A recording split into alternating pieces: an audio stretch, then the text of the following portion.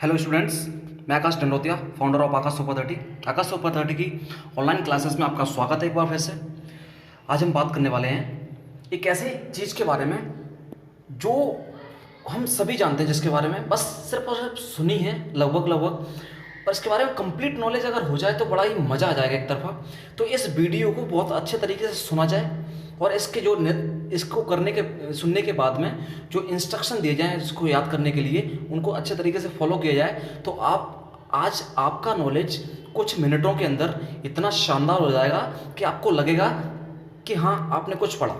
हम बात कर रहे हैं एक ऐसे एलिमेंट के बारे में जो हर एक जीव ऑर्गेनिज्म की बॉडी में पाया जाता है, और उसका नाम है, आपको जो दिख ही रहा है, blood. Complete knowledge about blood. हम पूरी की पूरी नॉलेज, ब्लड है क्या, ब्लड किससे मिलकर बना है, ब्लड क्या करता है, ब्लड कौन कौन से पार्ट्स होते हैं, इन सब चीज़ों के बारे में हम आज बात करने वाले हैं। लेकिन इस वीडियो को बड़े ध्यान से इसलिए देखा जाए। हम बात करने स्टार्ट करते हैं, शुरुआत करते हैं कि ब्लड है क्या। एक्चुअली में ब्लड है ना, वो है क्या। जैसा कि सामने दिख ही रहा है, blood is a red coloured liquid which circulate in our body. यानी कि ब्लड एक ऐसा लिक्विड होता है लाल रंग का, जो पूरी की पूरी बॉडी में सर्कुलेट होता है, यानी कि परिवहन करता है, ट्रांसपोर्टेशन करता है। और इसको वैसे देखा जाए कि ब्लड एक ही शब्द में देखा जाए तो ब्लड एक टिश्यू है। इंपॉर्टेंट चीज़ ये है कि ब्लड क्या है, टिश्यू। हिंदी में इसको ऊतक बोला जाता है, एक तरल संयोजी ऊतक हिंदी में बोला जाएगा, तो टिश्यू बोल सकते हैं। तो रेड कलर का एक लिक्विड होता है जो हमारे शरीर में क्या करता है, ये परिवहन करता है। अब कोई पूछे कि स्टडी ऑफ ब्लड, जैसे जीवों के अध्ययन को जीव बायोलॉजी बोलते हैं, फिजिक्स को जो होता है तो उसको भौतिकी विज्ञान बोलते हैं, ऐसे करके कि ब्लड के अध्ययन को, स्टडी ऑफ ब्लड क्या कहते हैं। तो रक्त विज्ञान तो हिंदी में बोलेंगे ही बोलेंगे, लेकिन इंग्लिश में इसको ब्लड के अध्ययन को बोलेंगे हीमेटोलॉजी। स्टडी ऑफ ब्लड को क्या बोलेंगे अपन, हीमेटोलॉजी। इस बात का विशेष ध्यान रखा जाए। दूसरी चीज़ ये कि एक स्वस्थ मनुष्य के अंदर कितने लीटर खून होता है, तो इसका एक आंसर है कि एक स्वस्थ मनुष्य के अंदर 5 से 6 लीटर के करीब होता है खून जो होता है। ओके। और उसमें भी क्या है कि जब आपने देखा होगा, जब आप ब्लड टेस्ट कराते हैं तो आप कहते हैं अरे यार मेरे में तो ब्लड कम हो गया, तो कोई पूछता है कितना कम हो गया, तो आप बोलते हैं 11%, 12%, 13%, जो भी आप बोलते हैं ना। तो जो परसेंटेज के हिसाब से देखा जाए तो वो परसेंटेज एक्चुअली में क्या होता है कि हीमोग्लोबिन का काउंट होता है, एक पैरामीटर होता है, उसके हिसाब से देखा जाए तो मेल यानी कि पुरुषों में मैक्सिमम परसेंटेज ब्लड का जो रहता है वो 15% रहता है, और जो फीमेल में रहता है मैक्सिमम परसेंट रहता है वो 13% रहता है, 13% रहता है। ओके। तो इस चीज़ का भी विशेष ध्यान रखा जाए। अगली बार बात करें कि आप लोगों ने देखा होगा कि हॉस्पिटल्स में जब हमें ब्लड की ज़रूरत पड़ती है तो कई सारे लोग कहते हैं कि ब्लड बैंक में से ब्लड हम ले लेंगे और वो हम चढ़वा लेंगे अपने ऊपर। तो ब्लड बैंक एक्चुअली में एक बैंक होती है, जैसे नॉर्मल बैंक में पैसा रखा जाता है, वैसे ही ब्लड बैंक में ब्लड रखा जाता है। अब तुम ये कहोगे कि ब्लड बैंक में किस तरीके से खून को रखा जाता होगा, तो इसका आंसर है कि ब्लड बैंक में 4 डिग्री सेंटीग्रेड पे एक निश्चित टेम्परेचर होता है, 4 डिग्री सेंटीग्रेड। इस टेम्परेचर पर ही ब्लड बैंक में ब्लड को रखा जाता है। आगे बात करें तो अब तुम किसी व्यक्ति को ब्लड दान में देना चाहो, खून दान में देना चाहो, और किसी को जरूरत है, तो एक स्वस्थ व्यक्ति, एक जो हेल्दी व्यक्ति होता है, तो वो एक बार में मात्र 400 मिलीलीटर ब्लड को ही दे सकता है, जैसे हम 1 यूनिट बोलते हैं, उतना ही दान कर सकता है एक बार में, इससे ज़्यादा नहीं। ओके। आगे हम बात करें कि ब्लड जो होता है वो बेस फॉर्म में रहता है, यानी कि क्षारीय होता है, यानी हल्का सा क्षारीय और अम्लीय। आप जानते होंगे एसिड बेस और सॉल्ट होते हैं ना, तो 7 से, जिसका पीएच वैल्यू 7 से ऊपर होती है वो बेस होते हैं, यानी कि क्षारीय होते हैं। जिसका 7 से नीचे होती है वो एसिड यानी कि अम्लीय होते हैं। तो ये जो ब्लड की जो पीएच वैल्यू है वो 7.4 है। तो 7.4 वैल्यू होने के नाते हम अच्छे से कह सकते हैं कि जो ब्लड होता है वो क्षारीय होता है। ओके।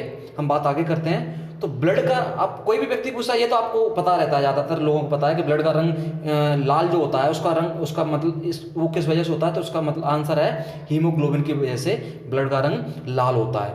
अब हम बात करते हैं कि ब्लड के भी कुछ पार्ट्स होते हैं, तो उस बारे में बात करते हैं। तो ब्लड के पार्ट्स जो होते हैं, मैंने इसका ये फिगर बनाया है, इससे आप आराम से समझ जाएंगे कि ब्लड के जो पार्ट्स होते हैं वो 2 पार्ट्स में बटा होता है blood. Number 1 plasma, number 2 blood corpuscles यानी ब्लड सेल्स।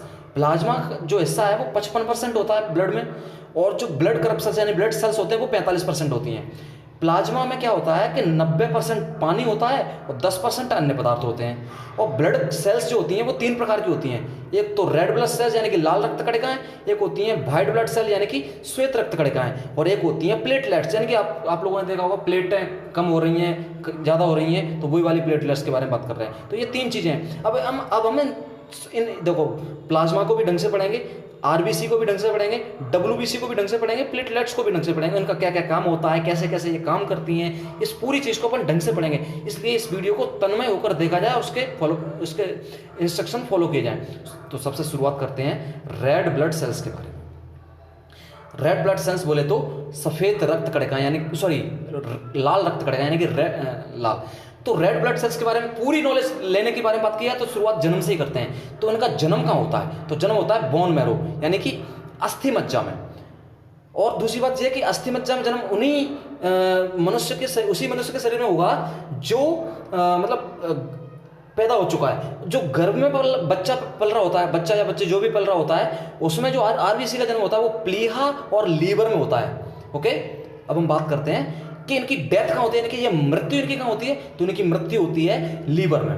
अब बात करते हैं ये कितने दिन जिंदा रहती होंगी। तो इनकी जिंदा रहने का जो दिन होते हैं वो 100 से लेकर 120 दिन के करीब ये जीवित रहती हैं, इसके बाद ये मर जाती हैं। एक और बात कि रेड कलर जो होता है वो हीमोग्लोबिन होता है। हीमोग्लोबिन क्या होता है? तो तुम कहोगे कि हीमोग्लोबिन एक प्रोटीन होता है जो रेड कलर का होता है। ओके, अब कहेंगे कि आरबीसी का काम क्या है, यानी कि लाल रक्त कणिका करती क्या है? तो आरबीसी का काम ये है कि ऑक्सीजन को पूरी बॉडी में पहुंचाती हैं। मैंने आपको बताया था कि एल्यूविलाई जो होता है उससे ऑक्सीजन हीमोग्लोबिन से रिएक्ट करके एल्यूविलाई से ऑक्सीजन को हीमोग्लोबिन खून के जरिए पूरे शरीर में ले जाती है, और इससे पूरी शरीर में ऑक्सीजन पहुंचती है और इससे एनर्जी मिलती है हमारे शरीर को, और रेस्पिरेशन होता है। दूसरा ये है कि CO2 को ब्लड से लंग्स तक ले जाना और उसके बाद में बाहर निकालना। ओके, दूसरी चीज ये है कि आरबीसी अगर कम हो जाएंगे तो इससे कौन सा रोग हो जाएगा? तो आरबीसी से कम होने के लिए जो एक रोग है वो है एनीमिया रोग हो जाएगा।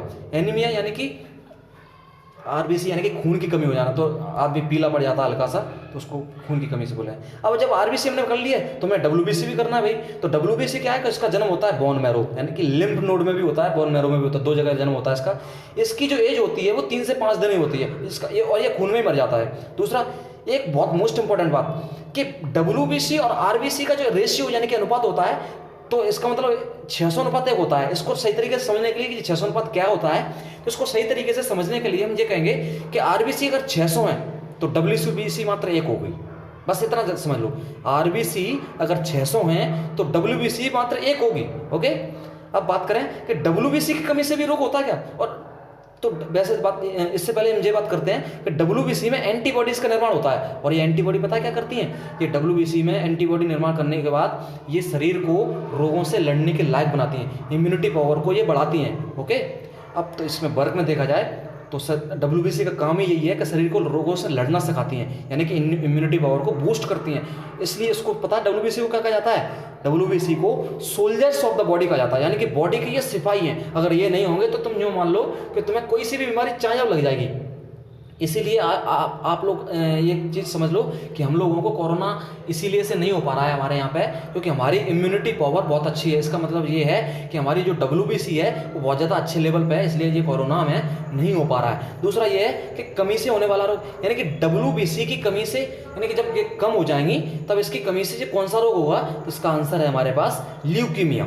ल्यूकीमिया को हम ब्लड कैंसर भी कहते हैं। आपने ब्लड कैंसर तो बहुत बार सुना होगा, लेकिन ल्यूकीमिया नहीं सुना होगा, तो ब्लड कैंसर का दूसरा नाम आप ल्यूकीमिया रख सकते हैं। ओके, अब आते हैं कि तीसरा जो पार्ट था सेल्स का वो है ब्लड प्लेटलेट्स। आप लोगों ने सुना होगा प्लेटें कम हो गई, किसी की प्लेटें ज़्यादा हो गई, तो ये क्या है? तो ये क्या है? सबसे इंपॉर्टेंट चीज़ है कि ये सिर्फ और सिर्फ मैमल्स यानी कि स्तनधारियों में ही पाए जाते हैं, और किसी में नहीं पाए जाते, किसी अन्य प्रकार के जीवों में नहीं पाए जाते।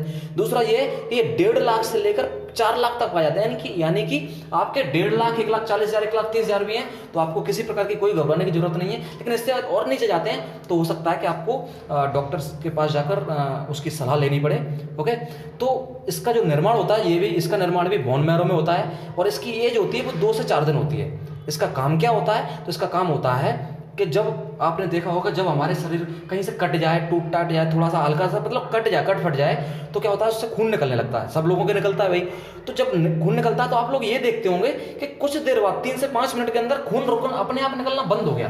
भाई ये कौन सी कलाकार हुई कि अपने आप खून निकलना बंद हो गया? उसको ब्लड क्लॉटिंग बोलते हैं। तो खून निकलना बंद इसलिए हो गया क्योंकि प्लेटलेट्स ने रक्त का थक्का जमा दिया, यानी कि ब्लड क्लॉटिंग हो गई, यानी कि उस जिस जगह पे खून बह रहा था वहां पर सारी की सारी प्लेटलेट्स आ गई और वहां पर रक्त का थक्का जम जाता है। रक्त का थक्का जम जाता है तो वहां पर आपने देखा होगा कि हल्का सफेद कलर का एक परत सी जम जाती है। इससे क्या हो जाता है कि वो ब्लड क्लॉट होता है, इस चक्कर में खून बहना रुक जाता है। अब सोचो कि खून बहना नहीं रुकेगा तो छोटी सी कट लगने पर आपकी मृत्यु होना तय है। इसलिए प्लेटलेट्स का ये काम है। ओके, दूसरा ये कि प्लेटलेट्स जो होती है ना वो डेंगू और चिकनगुनिया में प्लेटलेट्स में ही कमी आती है। आप लोगों ने बहुत ज़्यादा देखा होगा डेंगू और चिकनगुनिया को सुना होगा, तो उसमें प्लेटलेट्स में ही प्लेटें कम हो जाती हैं, यानी कि प्लेटलेट्स कम हो जाती हैं, इसलिए वो बीमारियां हो जाती हैं। ओके, जब हम बात करते हैं अब सेल्स के बारे में तो हमने बात कर ली है, अब हम बात करते हैं प्लाज्मा के बारे में। प्लाज्मा ब्लड का एक लिक्विड पार्ट वाला हिस्सा है जो शरीर को रोगों से लड़ने और इन्फेक्शन से बचाता है, सबसे मोस्ट इंपॉर्टेंट,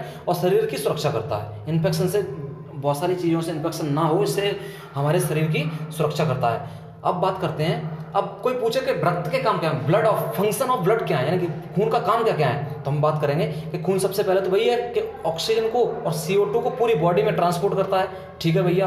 दूसरा ये है कि पूरी बॉडी की जो टेम्परेचर होता है, जो तापमान होता है, उसको कंट्रोल में रखता है, और पूरी बॉडी का अंदर का जो टेम्परेचर हमेशा रहता है वो 36.9 डिग्री C होता है। और इसके अलावा अगर हम बात करें कि फ़ारेनहाइट में, तो हमारे शरीर में का जो नॉर्मल टेम्परेचर है फ़ारेनहाइट में तो 98.4 रहता है डिग्री फ़ारेनहाइट। ओके, इस चीज़ को ध्यान रखा जाए कि शरीर का टेम्परेचर फ़ारेनहाइट में अगर पूछे तो 98.4 फ़ारेनहाइट होता है, और डिग्री सेल्सियस में पूछे तो 36.9 डिग्री C होता है। लेकिन लगभग लोग 37 बताते हैं, क्योंकि लगभग 37 ही है, इसलिए कोई दिक्कत नहीं है, 37 भी आप बोल सकते हैं। दूसरा ये है कि ब्लड का तीसरा जो काम है वो ये है कि रोगों से लड़ता है भैया। Blood, white blood cell WBC तो लड़ती है, आपको अभी बताया गया है आपको भी। चौथा ये है कि घावों को भरने में भी हेल्प करता है, यानी कि कट फट जाए या फिर घाव हो जाए तो उसको भी भरने में हेल्प करता है, तो ये प्लेटलेट हेल्प करती हैं। तीसरा, अगर पांचवा काम ये है कि एनर्जी को ग्लूकोज के रूप में पूरी बॉडी में पहुंचाता है। अब हम लोगों ने देखा था जब अपने रेस्पिरेशन और डाइजेशन का जो देखा था, उसमें हमने देखा था कि छोटी आंत से और बड़ी आंत से जब बहुत छोटे छोटे पार्टिकल्स में भोजन जाता है तो वो ग्लूकोज के रूप में जाता है। जब पूरे शरीर में पहुंचता है तो भैया पूरे शरीर में पहुंचने के लिए मात्र एक ही जरिया है, एक ही मीडियम है, और वो है ब्लड। तो ब्लड में से, ब्लड के जरिए ही ग्लूकोज एनर्जी के रूप में पूरे शरीर में पहुंचता है। ओके, अब हम बात करते हैं ब्लड ग्रुप भी होते हैं भैया। तो ब्लड ग्रुप, 4 ब्लड ग्रुप होते हैं। कि ब्लड ग्रुप की जो खोज है ना वो एक कार्ल लैंडस्टीनर नाम के एक व्यक्ति थे, उन्होंने की थी। ब्लड ग्रुप 4 है, A है, B है, AB है और O है। ओके, अब AB और O की खासियत है, इसको जरा समझ लें। AB एक ऐसा ग्रुप, ब्लड ग्रुप है जो किसी से भी खून ले सकता है, यानी कि इसको इंग्लिश में यूनिवर्सल रिसेप्टर बोलते हैं, यानी कि किसी से भी ले सकता है।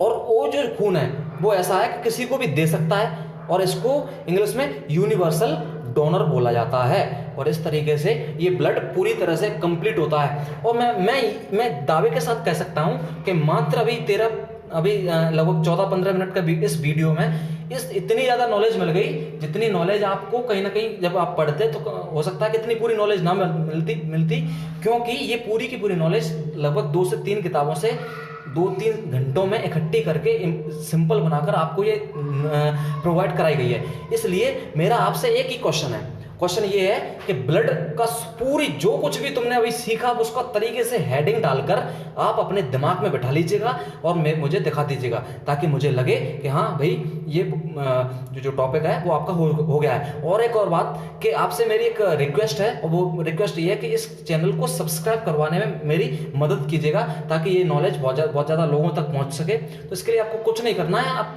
चैनल को थोड़ा सा लोगों को या तो बता देना है, सब्सक्राइब करवा देना है, या फिर किसी दूसरा ये है कि सब शेयर भी कर देना है। और वीडियो अगर अच्छा लगा हो तो आपको लाइक भी कर देना है। तब अगले वीडियो में मिलता हूँ, तब तक के लिए शुक्रिया, बाय बाय, थैंक यू।